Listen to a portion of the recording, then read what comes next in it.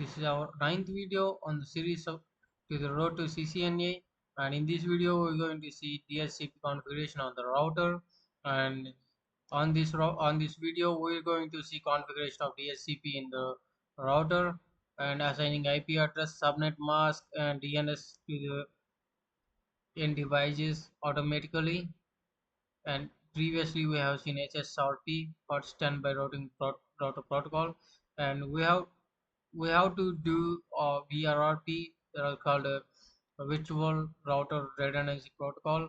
That's working same as a SSRP, but difference is VS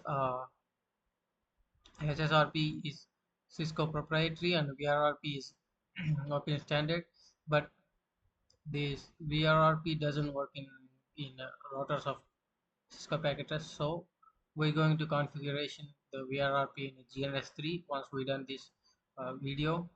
So first we see how to configure DHCP in a router. Let's go open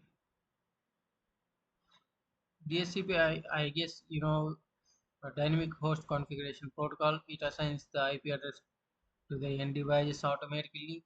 When we have a big enterprise network, it is going to be very hard to configure the IP address for the each device. So we will configure DHCP server, and it automatically assigns the IP address for the each end device when it connects. And if in ISP configuring this DHCP in his side, he will give he will give one IP to each device that bought the broadband from this ISP. And whenever the device is down, the ISP will give up the lease and he will assign the same IP to other device. Same, it works like that. That's why the what's called reserved IP address is not at down, even though the devices are many. So we are also using the local area IP addresses that are started with a 192, or we can say class C, but better we know as 192. Every time we use 192 or 200. And let's configure right now. In this lab we are not going to configure IP address manually by ourselves to the PCs. It configures itself. I mean the DHCP give the IP address.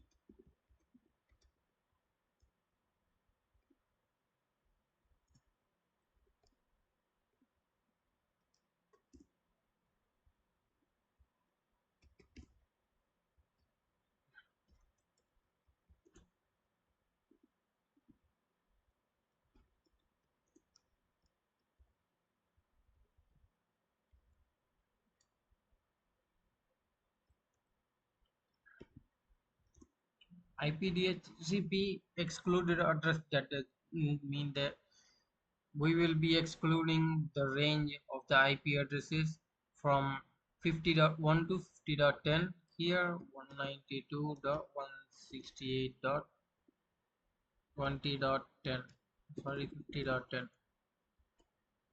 We will be excluding the addresses from 1 to 10.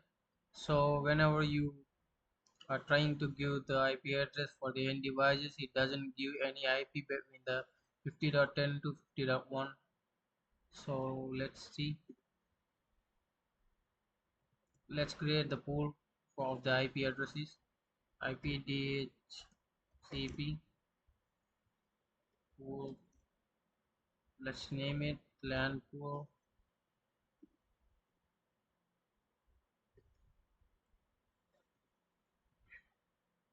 the network 192.160.50.0.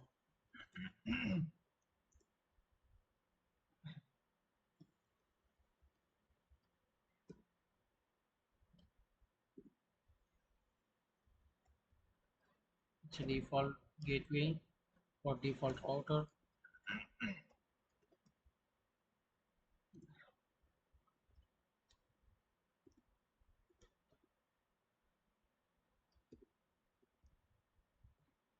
And let's configure the DNS server.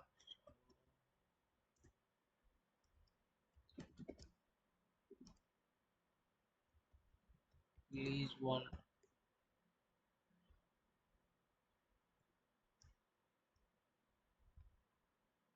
So lease command doesn't work until DHCP lease, or might be the advanced one, but the lease should work. Anyway, let's go and try the DHCP.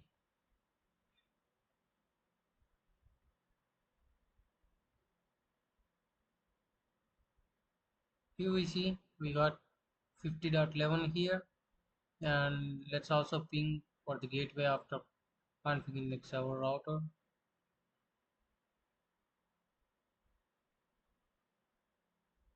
Yes, we got the 50.12, and let's check pinging to the gateway and also the first PC from the second one. 92.168.50.50.1. We are getting reply from the gateway, and let's check pinging our first router.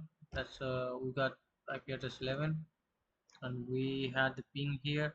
And let's check pinging to the other, that is 10.